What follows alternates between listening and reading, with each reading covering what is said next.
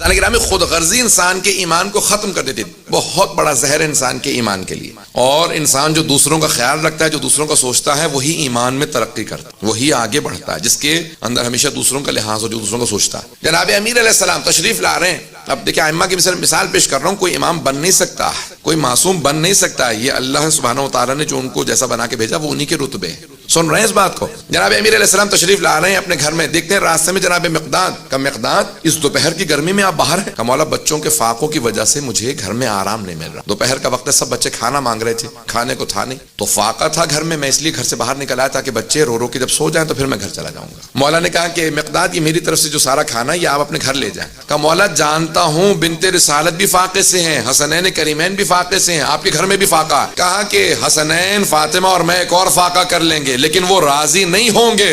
جناب سیدہ اور حسنین راضی نہیں ہوں گے کہ مقداد کے گھر میں فاقہ اور ہم کھانا کھا لیں. دیکھیں جناب امیر ہی نہیں ہے، جناب سیدہ، جناب امیر، حسنین، یعنی یہ پورا گھرانہ معصوموں کا گھرانہ.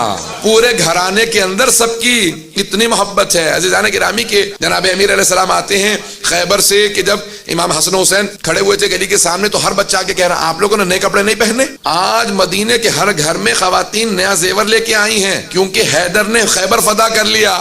کن سے کہہ رہے ہیں؟ حیدر کرار کے دونوں فرزندوں سے کہہ رہے ہیں. کہ ایک حیدر ہیں جنہوں نے خیبر فتح کیا. ہر گھر کے اندر نیا زیور آیا، ہر گھر میں کھجور آیا، خرمے آئے ہیں. ہم سب نے نئے لباس پہنے ہیں کیونکہ حیدر نے خیبر فتح کیا. تو شہزادوں نے یہ نہیں کہا تم جانتے نہیں ہو وہ حیدر ہمارے بابا ہیں، ہمارا ہی تو احسان ہے. دیکھیں اتنے کریم ہیں کہ اپنا احسان نہیں جتلاتے.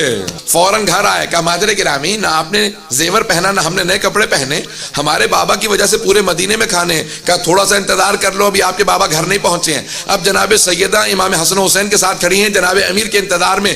جناب امیر گھر میں وارد ہوئے. اب دیکھا کہ ساری نگاہیں میری طرف ہے. کہا کہ یا ابو الحسن ہمارے لیے کیا لے کے آئے ہیں؟ کہا سیدہ جو کچھ لایا تھا فقراء مدینہ میں تقسیم کر آیا ہوں، گھر کچھ نہیں لے کے آ سکا. مولا نے سر جھکا دیا. کہا کچھ گھر نہیں لے کے آیا، جیسے ہی میں مدینے پہنچا بہت کچھ تھا لیکن فقراء نے کہا ہمارے پاس کچھ نہیں ہے، میں سب کچھ تقسیم کر آیا.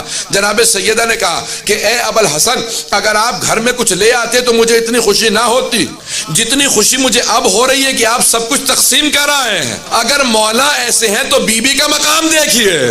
کوئی خاتون جناب سیدہ سے مقابلہ نہیں کرتی، کوئی خاتون جناب سیدہ سے مقابلہ نہیں کر سکتی کہ جناب سیدہ سب کچھ تقسیم ہو جانے پہ خوشی کا اظہار کر رہی ہیں. یہ مقام ہے اہل بیت علیہ السلام کا، یہ عظمت ہے اہل بیت علیہ السلام کی. اور ان کے ماننے والے کس حد تک اس بات کا خیال رکھتے